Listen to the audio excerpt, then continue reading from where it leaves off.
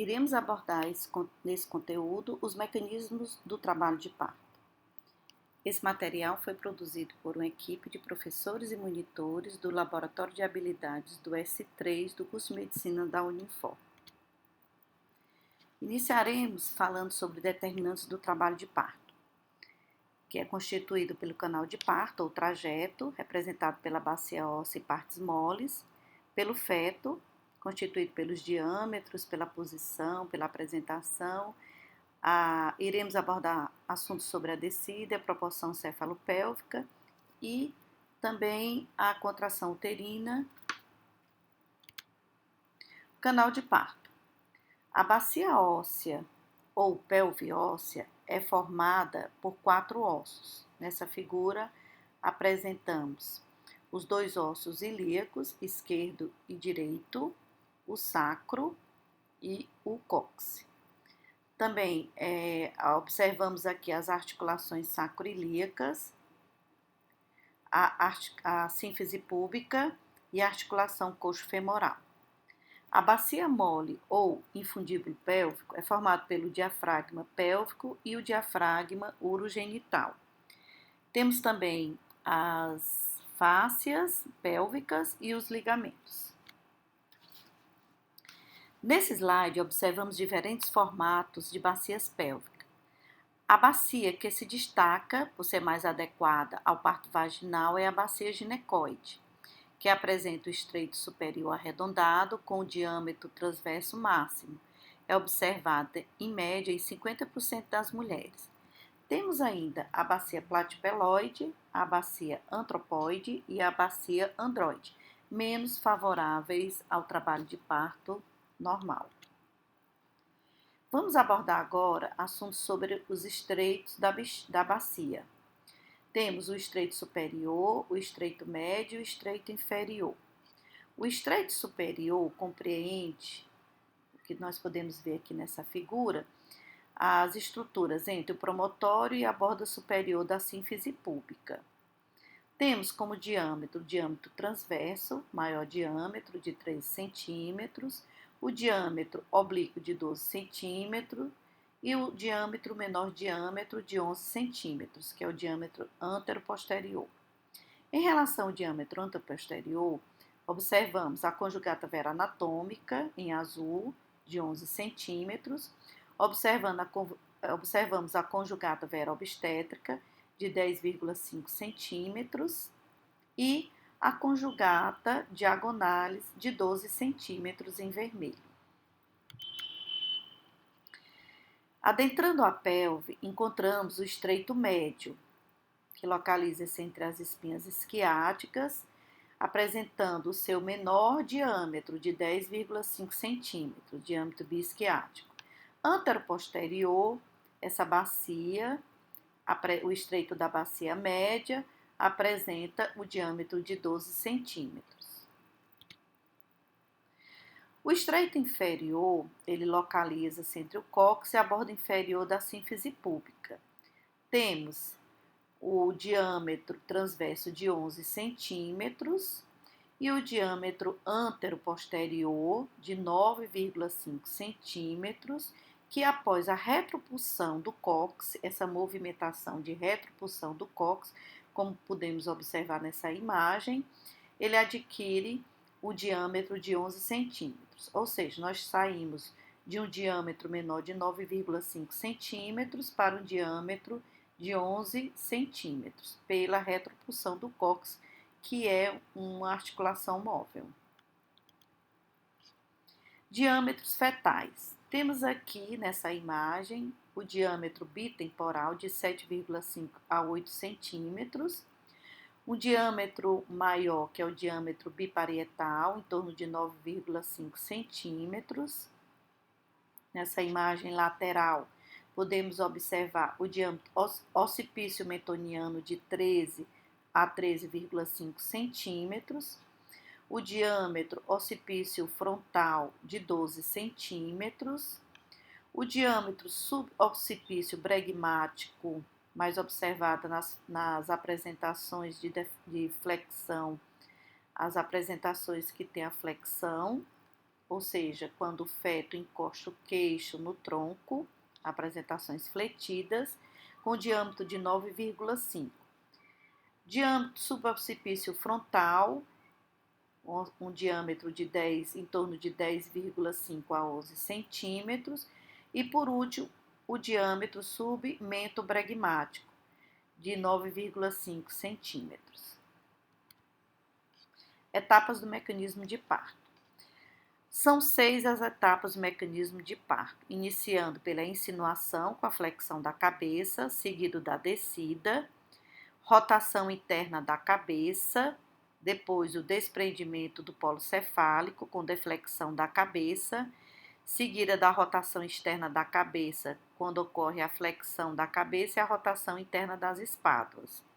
Por último, o desprendimento do tronco, iniciando pelo desprendimento dos ombros ou espáduas, e depois o desprendimento do restante do feto. Aqui nós podemos observar desde a insinuação, a descida, a rotação interna, o desprendimento do polo cefálico e a rotação externa. Insinuação. A insinuação ocorre quando a maior circunferência da apresentação, ou seja, o diâmetro biparietal de 9,5, transpõe a área do estreito superior materno, ou seja, o estreito de 11 centímetros anteroposterior. Na apresentação cefálica fletida, aqui a gente observa a apresentação fletida, o feto apresenta a pelve materna, como a gente pode observar nessa imagem, os menores diâmetros, ou seja, o suboccipício bregmático de 9,5 ou o suboccipício frontal de 10,5 centímetros, para que ocorra uma proporcionalidade entre o polo cefálico e o diâmetro materno. Descida. Descida, nós temos como estudo os dois planos, o plano de Delis e o plano de Rod. O plano de Delis, ele tem como referência fetal a extremidade inferior da apresentação, ou seja, quando eu utilizo o plano de Delis para avaliar a altura da apresentação, eu tenho que tomar como referência fetal a extremidade do polo cefálico fetal. E em relação à referência materna, eu vou ter o diâmetro das espinhas ciáticas ou isquiáticas, que Delis denomina de plano zero. O plano zero de Delis, ele tem, quando o polo cefálico se encontra em torno de 1 centímetro acima do plano zero de Delis, eu digo que o feto se encontra em menos 1 de Delis. Quando se encontra a 2 centímetros do plano zero de Delis, ou seja, das espinhas ciáticas, o polo cefálico, eu digo que a apresentação se encontra em menos 2 de Delis, e assim sucessivamente até menos 5. No sentido oposto, quando a apresentação, a extremidade do polo cefálico se encontra de 1, 2, 3 até 5 centímetros das espinhas isquiáticas, eu digo que se encontra em mais 1, mais 2, mais 3, mais 4 ou mais 5 de Delis. Em relação à Rod, a referência fetal é o maior diâmetro da apresentação e não a extremidade do polo cefálico como Delis. Em relação aos planos maternos, eu tenho no plano 1 de Rod a sínfise púbica, a extremidade, o bordo superior da sínfise púbica. No segundo plano de Rod, eu tenho a extremidade inferior da sínfise púbica. No plano 3 de Delis, eu tenho como referência materna as espinhas isquiáticas ou diâmetro biisquiático, exatamente correspondendo ao zero de Delis em relação à mãe. E o plano 4 eu tenho ao nível do cóccix materno. Lembrando sempre que o plano 0 de Delis, ele corresponde em relação às referências maternas ao plano 3 de Rod, ou seja, entre as espinhas ciáticas. A rotação interna da cabeça. Durante a descida ocorre a rotação interna da cabeça. O sentido da rotação vai ser orientado de acordo com a variedade de posição, assim também como o grau de rotação. As variedades de posição cefálica são occipício esquerdo anterior, occipício esquerda posterior, occipício esquerda transverso, occipício direito anterior, occipício direito posterior e occipício direito transverso. Para entendermos a questão da rotação, a gente tem que entender que, para que ocorra a deflexão da cabeça, o polo cefálico vai se apoiar à sínfise púbica materna. Por isso que existe, durante a descida e a rotação interna da cabeça, a procura do occipício fetal ao nível que ele ocorra uma rotação para que ele ocupe a posição de OP, que nós denominamos occipício pubis. Na apresentação occipício esquerda anterior, ele tem uma rotação no sentido anti-horário de 45 graus. Da mesma forma que o occipício direito anterior, ele também, a apresentação, o feto vai rodar no sentido horário 45 graus. Se nós observarmos aqui tanto a apresentação occipício esquerda posterior quanto occipício direita posterior, ou seja, as duas variedades de posições posteriores, nós teremos um ângulo maior de rotação, ou seja, 135 graus. Sendo que a occipício esquerda posterior, ele vai rotar no sentido anti-horário. E na occipício direita posterior, o polo cefálico vai rodar pelo sentido horário. Nas transversas, occipício esquerda transversa e occipício direita transversa, nós observamos uma rotação de apenas 90 graus, na occipício esquerda transverso no sentido anti-horário e na occipício direita transverso no sentido horário.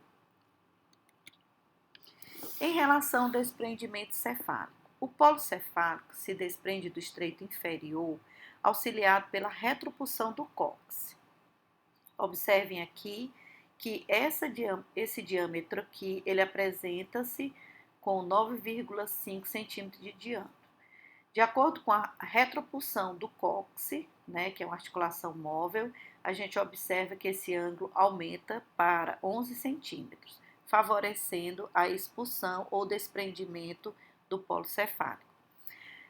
Para ocorrer a esterilização do maciço frontal, o feto apoia o occipício na sínfise púbica materna e promove a deflexão e expulsão do polo cefálico.